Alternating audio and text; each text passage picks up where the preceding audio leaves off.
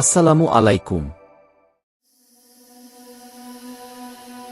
মহান সৃষ্টিকর্তা আল্লাহ রাব্বুল আলামিন পবিত্র কুরআনের একদম শুরুর দিকে অর্থাৎ দ্বিতীয় সূরা সূরাতুল বাকারায় বলেছেন, আর আমি অবশ্যই তোমাদেরকে পরীক্ষা করব কিছুটা ভীতি, ক্ষুধা এবং জানমাল ও ফলফলাদির স্বল্পতার মাধ্যমে, আর তুমি ধৈর্যশীলদের সুসংবাদ দাও। আয়াতটিতে আল্লাহ তাআলা খুব গুরুত্বের সঙ্গে খুব জোর দিয়ে বলেছেন, আমি অবশ্যই তোমাদেরকে পরীক্ষা করব। অর্থাৎ তিনি আমাদের পরীক্ষা করবেনই করবেন। কিন্তু কি দিয়ে পরীক্ষা করবেন? এই লিস্টের 1 নম্বরে রয়েছে ভয়। এখন আপনাদের মনে প্রশ্ন জাগতে পারে, ভয় দেখিয়ে কিভাবে পরীক্ষা করবেন?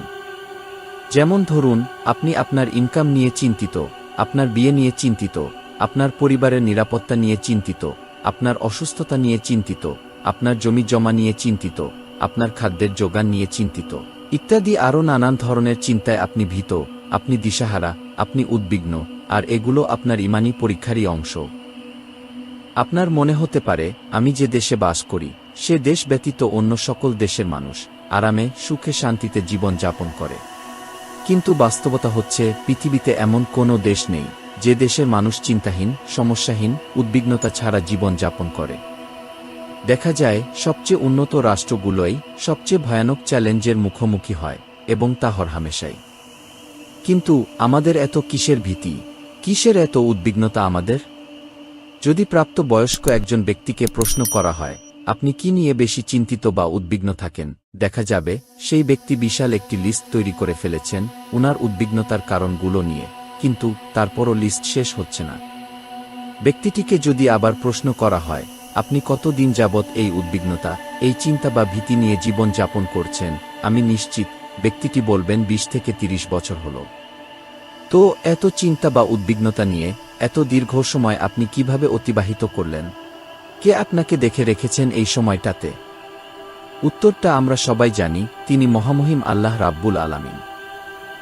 আমি নিশ্চিতভাবে বলতে পারি, আপনি বর্তমান যে পরিস্থিতিতে আছেন সেই পরিস্থিতি আপনার অতীত থেকে ভালো। কিন্তু অবাক করা বিষয়, আপনি এখনও চিন্তামুক্ত হননি, বা আপনার উদ্বিগ্নতা, ভীতি এগুলোর কিছুই কমেনি। যখন আপনার কিছুই ছিল না তখনও আপনি উদ্বিগ্ন ছিলেন, এখন আপনার অনেক কিছু আছে, কিন্তু এখনও আপনি আগের থেকেও বেশি উদ্বিগ্ন, বেশি চিন্তিত। কিন্তু কেন? কারণ আমরা আল্লাহ তাআলার উপর ভরসা করি না, উনার উপর নির্ভর করে আমাদের জীবন পরিচালনা করি না। আর এখানেই প্রধান সমস্যা। আল্লাহ তাআলার উপর ভরসা করুন। পবিত্র কুরআনে বর্ণিত রয়েছে, চিন্তা করো না, আল্লাহ আমাদের সঙ্গে আছেন।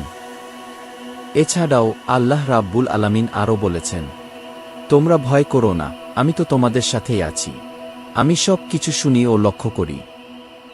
তো এত কিসের চিন্তা আমাদের, যেখানে স্বয়ং আল্লাহ তাআলা বলেছেন উনি আমাদের সাথেই আছেন? আল্লাহর প্রতি বিশ্বাস রাখুন আর আগে বাড়ুন। মনে রাখবেন, জীবনের প্রতি পদক্ষেপে আমাদের যে ঈমানী পরীক্ষার মুখোমুখি হতে হবে, সেগুলো আল্লাহ তাআলার নিকটবর্তী হওয়ারই পথ। যত ঈমানী পরীক্ষায় উত্তীর্ণ হবেন, তত আল্লাহ তাআলার কাছাকাছি পৌঁছাবেন এবং উনার প্রিয় বান্দা হবেন। আর আমাদের পরীক্ষার সম্মুখীন হতেই হবে, এর থেকে মুসলমান নামধারী কারও বেঁচে থাকার কোনো উপায় নেই। আর তাই আল্লাহ রাব্বুল আলামিন পবিত্র কুরআনের শেষের দিকে নয়, একদম শুরুর দিকেই বলেছেন, তিনি আমাদের অবশ্যই পরীক্ষা করবেন। কি দিয়ে পরীক্ষা করবেন? মাঝে মাঝে একটু ভয় দিয়ে, মাঝে মাঝে ক্ষুধার্ত রেখে, মাঝে মাঝে অর্থকষ্টে রেখে, মাঝে মাঝে ক্ষুধার্ত এবং অর্থকষ্ট উভয়ভাবেই, কিন্তু পরীক্ষার শিকার আমাদের হতেই হবে। আর এটাই আল্লাহ তাআলার ফয়সালা। ঈমান এনে থাকলে আমাদের তা মানতেই হবে। আপনি অনেক সম্পদের মালিক হতে পারেন, কিন্তু আল্লাহ তাআলা সেই সম্পদ নিমিষেই কেড়ে নিতে পারেন। হতে পারে আপনি চুরি বা ডাকাতির শিকার হলেন, বাসায় আগুন লেগে গেল, অথবা ভূমিকম্পে আপনার বাড়ি ভেঙে চুরমার হয়ে গেল। আপনি অবাক হয়ে ভাবছেন, এটা কি হলো? আমার এত কষ্টে অর্জিত সম্পদ নিমিষেই কিভাবে শেষ হয়ে গেল? আপনার এমন ভাবনা সময় নষ্ট ছাড়া আর কিছুই নয়।